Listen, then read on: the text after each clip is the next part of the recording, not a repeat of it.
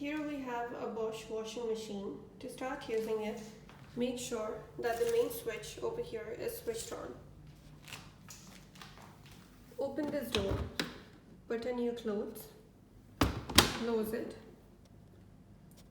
Over here you can see this lid with 3 spaces.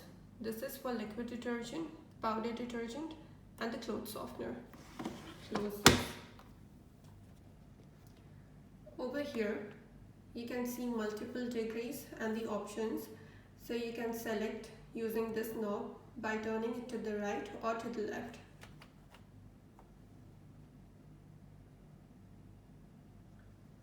Now press the play button. If you want to pause it, use the scene button.